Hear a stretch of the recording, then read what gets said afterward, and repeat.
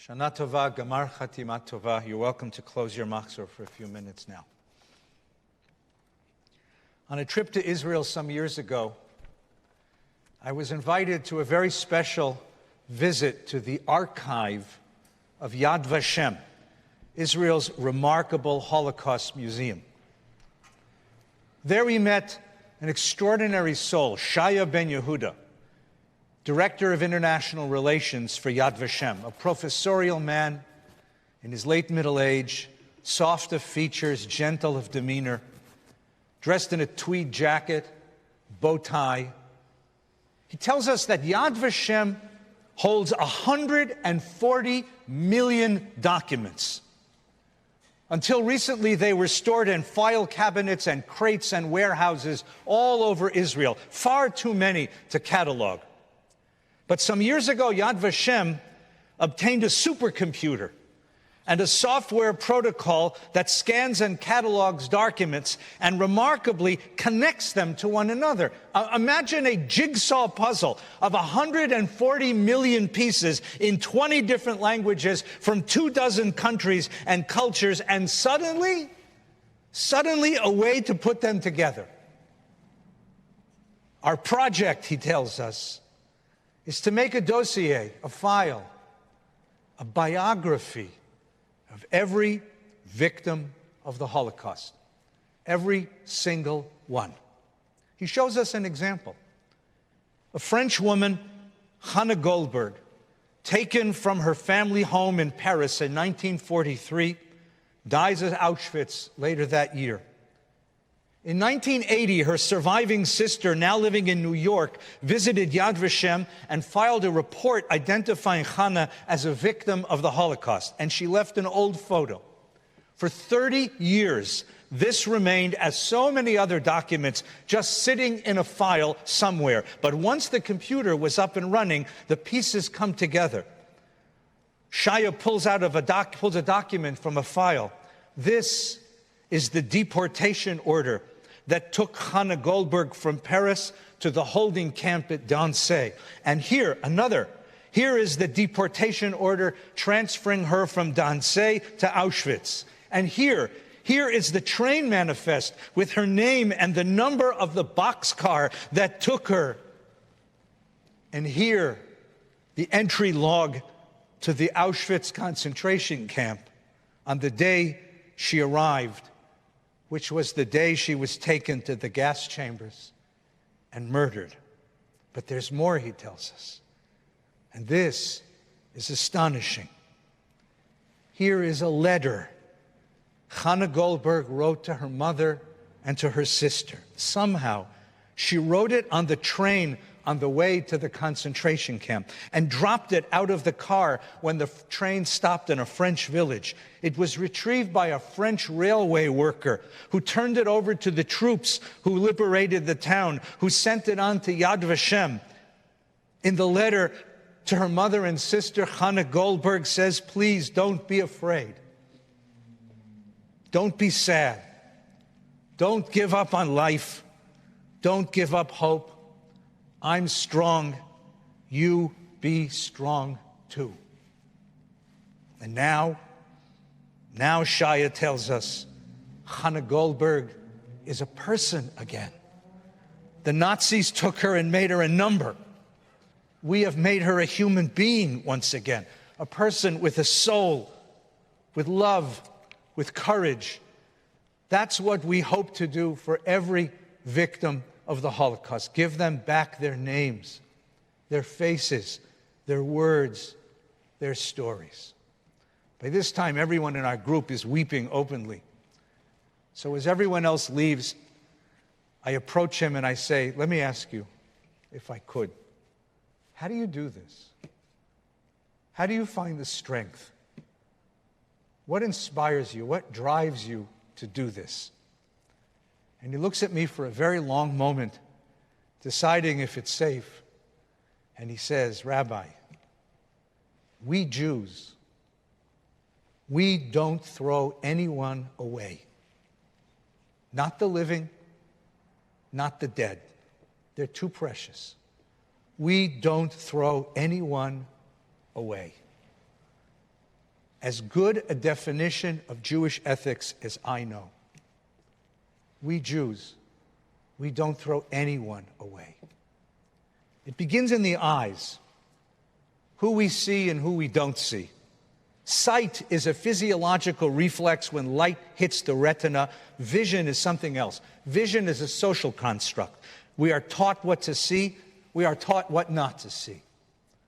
Moses, raised as a prince in Pharaoh's palace, enjoyed a life of pampered luxury while his people languished under brutal slavery.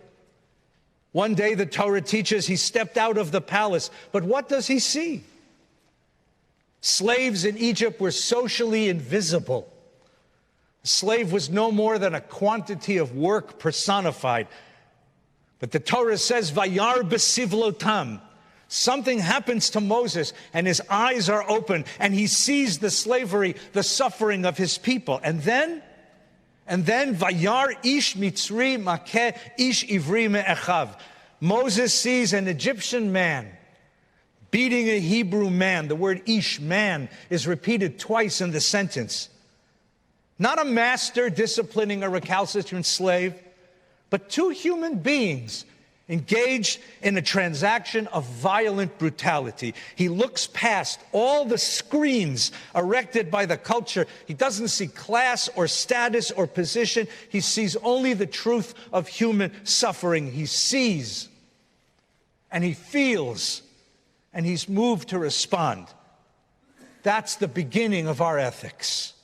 I remember many years ago when I returned to Los Angeles after years of being away, I got off the freeway, and there was a man standing at the off-ramp with a big sign that said, "We'll work for food." I stopped. I stared at him, transfixed. I'd lived in New York for many years. I knew all about beggars and panhandlers and street people, but I'd never seen it in sunny Los Angeles. This place was different. It was a wonderment. We'll work for food amidst all the prosperity that is America, all of the bounty that is Los Angeles. And then from the back of the car came a voice of my son who was strapped in his car seat. Abba, who is that man? What does he want? Good questions. Who is that man? And who are we? I remember as the light changed, I rolled down the window and gave the fellow a few bucks. But the real shock came some months later. By then, every off-ramp had its beggar, men, women, children, whole families. This time, we came off the freeway, and the child in the back of the seat didn't notice. They became invisible. Part of the urban landscape. There was a stoplight and a tree and a trash can and a starving beggar and a billboard, unremarkable, unnoticed, invisible, disposable. Our world is filled with invisible people, the people we throw away. A friend was taking one of her last exams in nursing school, and as she came to the end of the exam, she came across this question: what is the name of the person who mops the floors in this building? She didn't know if the question was serious, so she skipped it. After class, one of the students asked the instructor if that question counted toward their final grade. Absolutely, replied the instructor. In your career, you will meet many people. Every one of them has a name and a story. Every one of them has dreams and hurts. Every one of them is significant, and every one of them deserves your attention and your care. That's what our profession is all about. That's what life is all about. Her name, by the way, was Dorothy. We call them essential workers. The truth is they're typically underpaid, overworked, and overrepresented among those afflicted with COVID. The ones who bag the groceries, deliver the packages, mop the floors, care for our elderly parents, and teach our kids. We turn them into objects, the embodiment of a task. And if we're in a hurry, or the tomatoes got smushed in the bag, or the package arrived late, we snap at them. The word respect. The word respect comes from the Latin respicere, to see again, to look back. To look back and recognize that was a human being we just shouted at, or walked past, or overlooked. And what happens? What happens when you do look back? What happens when we call the checker by name and say thank you? What happens when we express gratitude to the delivery person? Their world brightens. To be seen, to be met, to be acknowledged is a great gift. Every student at the Jewish Theological Seminary that I attended, every student knows the story of Rabbi Abraham Joshua Heschel. He would walk home every Shabbos morning from shul to his apartment on Riverside Drive. And one Shabbos, he was stopped by a panhandler who asked him if he had $1 for a sandwich. Heschel looked so embarrassed. He put his hand on the man's shoulder, looked at him in the eye, and said, "My brother, today is Shabbos. I don't carry money. But if you'll meet me here tomorrow, I'll make sure you get everything that you need." And the panhandler, the beggar, looked back in his eyes and said, "Rabbi, thank you, but you've already given me everything I need." We need to bring this home now. We need to bring this home. Living together in isolation isn't easy. Relationships thrive on a diastolic rhythm, moving away and coming close, but stuck in close quarters with no distance, we stop seeing and we walk past one another. We become furniture in each other's lives. And those of us who live alone suffer moments when we wonder if our friends and family still remember we exist.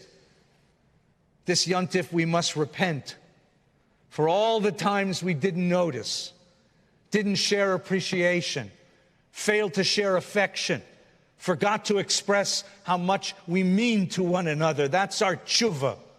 We need to give one another this precious gift to see each other again. Years ago, we put up an art exhibition here at VBS, haunting portraits of the homeless people who live on Venice Beach. The artist is Stuart Perlman, a psychologist who specializes in working with people of trauma, with victims of trauma. He lives near Venice Beach, and he'd seen so many homeless people. He often tried to talk and maybe help them, but they wouldn't trust him. So Stuart took up painting in his later years. He brought his easel and his paints down to the beach and offered $20 to sit with him and paint a portrait, and they came. "I want to hear about your life," he says as he prepares the paints and the canvas. And before long, lives open up, stories flow, emotions long suppressed emerge, a shared humanity blossoms. There's Daniel, whose portrait conveys weariness and loss, one-time workaholic whose world crumbled when a drunk driver killed his wife and children. An elderly man known as the Colonel, a Jewish child survivor of the concentration camps whose teeth were knocked out while he served in the military in the Korean War and his legs blown up in the Vietnam War. And Wendy, who suffers from cancer, raised by an abused father, emancipated at age 14 but left to fend for herself on the streets. Writes Perlman, "These were some of the most interesting people I'd ever met. Loving, kind, accomplished individuals who had experienced deep trauma and misfortunes. I painted the life experiences that were etched on their faces. I wanted to paint what people don't want to see. I wanted to paint what people don't want to see so they'll learn what they need to see, so the world can be a better place." We human beings possess a superpower.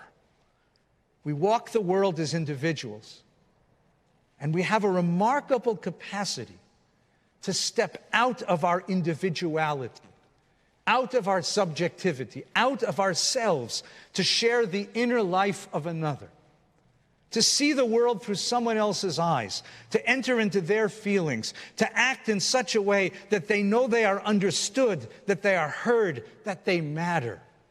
Empathy, compassion, mutuality, evolved in us, actually in our primate ancestors over millions of years, enabling us to form families and tribes and communities, which in turn facilitated our survival as a species. But empathy must be cultivated and refined, because that same evolutionary process put in a switch, a circuit breaker.